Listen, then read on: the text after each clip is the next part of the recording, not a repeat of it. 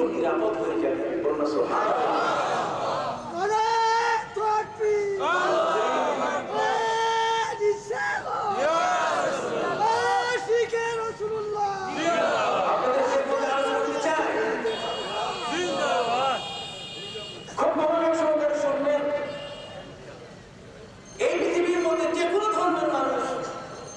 আমার কোরআন বলেছে সত্য কথা বলতে।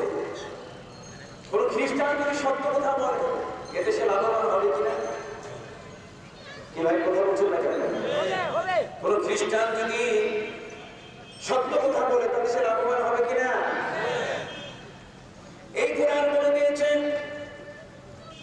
ইন্না লিল্লাহি ওয়া ইন্না ইলাইহি রাজিউন। আমরা সবাই আল্লাহর জন্য এবং তার দিকে আমরা ওইভাবে এই সিরিয়াল নিয়ে আমরাও যাব।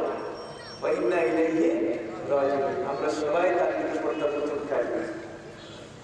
ভয়ানক কিছু হলে ইন্না লিল্লাহি হয়, কিন্তু জুতার একটু ফিতা আপনার হারিয়ে গেছে, সেই জুতার ফিতা হারালে সেখানেও আপনি ইন্না লিল্লাহি করে যে কেমন কথা। আল্লাহর হাবিব বলে দিলেন সাহাবীরা শোনো, জুতার ফিতা তো বড় জিনিস দেখা যায়, ওই সুই যে সুইটি চোখে দেখা যায় না এমন একটা সুই যেটা প্রয়োজন করে মানুষের নেহায়েত কম, সেই সুইটাও যদি কখনো তোমার চোখের আড়াল হয়ে যায় তাও তুমি সেখানে বলো ইন্না লিল্লাহি।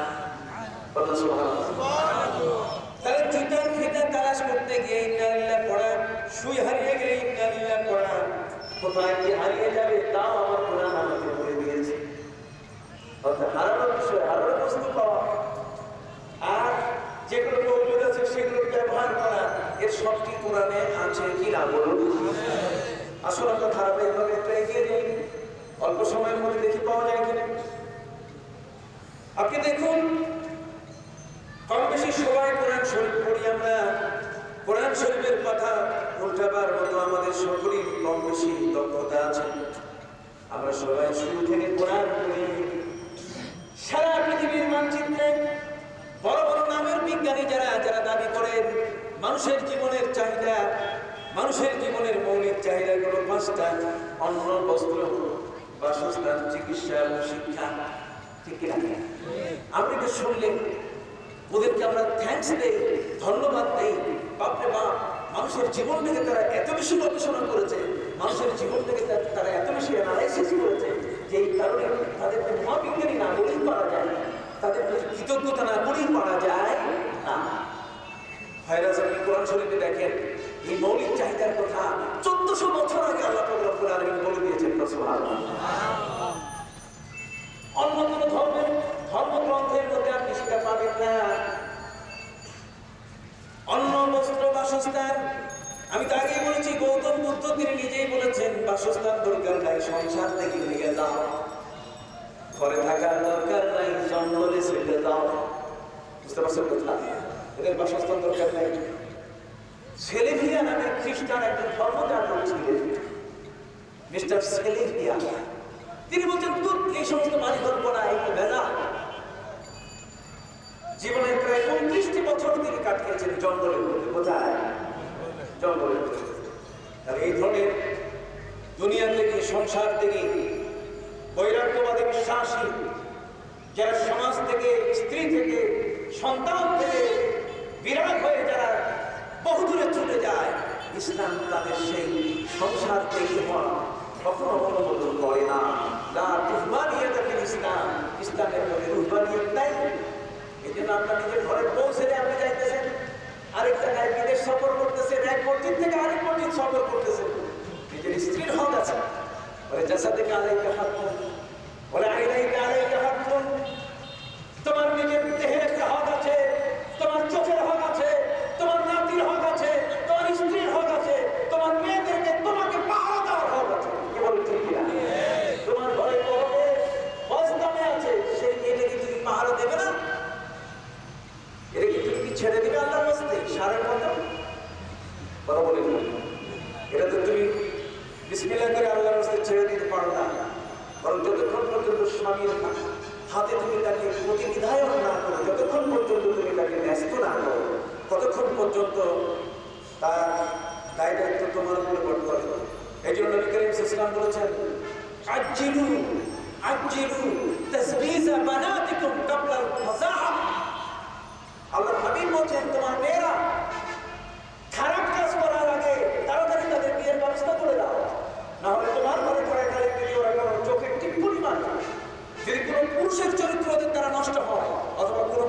কৌটুম্বিক তাদের ইজ্জতের উপরে হাত পড়ে, তাহলে এটা কিন্তু তোমার উপরে বর্তায়।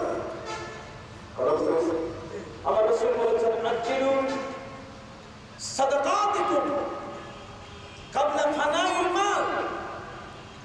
তোমার সম্পদ শেষ হওয়ার আগে তুমি দান করো। সম্পদ শেষ হওয়ার পরে তখন তুমি আল্লাহর কাছে চাইতেছো যে আল্লাহ তুমি আমার এই লক্ষ কোটি টাকা দিয়ে আমি যাকাত দিব, হজ করব। নো, তোমার হাতে যখন সম্পদ আছে তখন তুমি এই সম্পদটা ধ্বংস হওয়ার আগে আল্লাহর রাস্তায় কি করো? দান করে তুমি তোমার সওয়াবের, তুমি তোমার জান্নাতের জায়গাটাকে নিশ্চিত করবে। সুবহানাল্লাহ।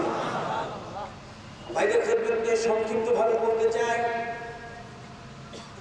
এই কোরআন যদি শুরু থেকে শেষ পর্যন্ত কোন মানুষ গভীরভাবে জ্ঞান নিয়ে পড়ে, তাহলে জগতের মধ্যে কোনো বিজ্ঞানী নাই, সারা পৃথিবীর সমস্ত বিজ্ঞান কোরআনের ভিতরে ঢোকানো আছে।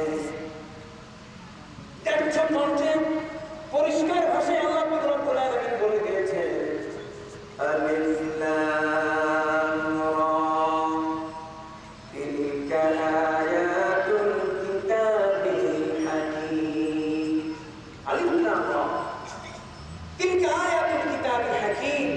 আল্লাহ বলেন এটা এমন একটি কিতাব যার ভার্সেস অফ অল সায়েন্স, পবিত্র কোরআনের প্রত্যেকটি আয়াত বিজ্ঞানের এক একটি মহাসাগর। তিলকা আয়াতুল কিতাবিল হাকীম।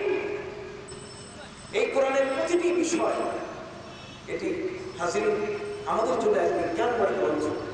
সেই কোরআন আজ আমাদের কাছে নেই, এই জন্য আমরা ওদের সোশ্যাল ওয়েলফেয়ার করি। এই কোরআন আমাদের হাতে আজ থাকার পরও আমরা কোরআনকে নিয়ে গবেষণা করি না, যে ওদের অর্থনীতি আমরা করব। কথা বুঝতে পারছেন? সেই কোরআন আমাদের কাছে থাকার পরও আমরা ওদের সুদের অঙ্ক কষি। এই কোরআন আমাদের হাতে থাকার পরও আমরা কবিতা পড়ি, হাট্টি মাটি টি ওদের খারাপ পেয়েছি, ওরা মাঠের বাড়ি নি হাট্টি মাটি টি। কথা বুঝলেন? অথচ এই কোরআন যার হাতে আছে সে তো এগুলো পড়ার কথা না, বরং সে তো পড়বে উযু করেন মনির চাচা শহীদ ঢালে পানি। উযু করেন মনির চাচা শহীদ ঢালে পানি। এই না দেখে ছোট্ট ভাইয়া গামছা দিল আনি, এই না দেখে ছোট্ট ভাইয়া গামছা দিল আনি। উযু ইসলামের শব্দ, উযু করেন সম্মানের শব্দ, করেন মনির চাচা আঙ্কেল না। কথা বল না, এই শব্দ আঙ্কেল না, বরং কি চাচা। দেখেন ইসলামের পরিভাষাটা একটু সুন্দর। উযু করেন মনির চাচা শহীদ ঢালে পানি। শহীদ ইসলামী না, বলবে না শহীদ কি ইসলামী না? এটা কোনো বিপজ্জনক নাম নয়, এটা একজন ব্যক্তির নাম। এটা সিন জাপান, এটা নাটবল্টু এই ধরনের কোনো নাম নয়, বরং এটা মুসলিম নাম। মনির, সিরাজ মুনিরা, মনির ইসলামী না, শহীদ কি জোরে করুন না। তাহলে দেখুন তো, উযু করেন, উযু আরবি শব্দ, আমার পরিভাষা, এটা আমার সংস্কৃতি, এই শব্দ আমাকে বলতেই হবে। আমি উযুর বিকল্প কোনো শব্দ বলবো না, আমার কাছে নাই। আমি বলবো কি উযু, জোরে বলবো কি উযু করেন মনির চাচা শহীদ ঢালে পানি। শহীদ কি ঢালছে? জল না পানি? জোরে বলুন। জল ঢালতেছে। তাহলে একটি লাইনের মধ্যে আপনার ইসলাম, আপনার সংস্কৃতি, আপনার ভাষা, আপনার কথাটাকে কি সুন্দর করে সেখানে রেখে দেওয়া হবে। এই জন্য বলতেছিলাম, কোরআন যদি না থাকে পেটের মধ্যে, এখানে যদি বাইবেল ঢুকানো হয় শ্রী ভগবত গীতা, এখানে যদি আপনার ওই বিধর্মের গ্রন্থগুলো ঢুকে বসে, তাহলে সেখানে জল ছাড়া পানি আর নদীর মুখে আসবে না। আচ্ছা, ওরা যারা আমাদের বই লিখছে, ওরা যারা আমাদেরকে অর্থনীতি শেখাচ্ছে, ওরা যারা আমাদেরকে এই পৃথিবীর মধ্যে সমাজনীতি শেখাচ্ছে, রাষ্ট্রনীতি শেখাচ্ছে, বিচার আইন আদালতের বিষয়গুলো শেখাচ্ছে, আজ এগুলোর মধ্যে জীবন নাই। এগুলো আজ ওদের ধার করে নিয়ে আসা বিজাতিদের কাছ থেকে, যার মধ্যে হাজার হাজার লক্ষ কোটি কোটি ত্রুটি রয়েছে। অথচ কোরআনের বিধানে এই বিষয়গুলোতে কোনো একটি বিন্দু পরিমাণ কোনো ত্রুটি নাই। সর্বদা আসুন সারা পৃথিবীব্যাপী দুনিয়ার সকল মানুষ একমত হয়েছে মানুষের মৌলিক চাহিদা পাঁচটা। কয়টা? জোরে কথা বলুন। মানুষের মৌলিক চাহিদা পাঁচটা। দুনিয়ার মানুষ একত্রিত হলো। আমাদেরকে যারা মৌলবাদী বলে গালি দেয়, আমাদের কোরআনকে যারা মধ্যযুগীয় বর্বর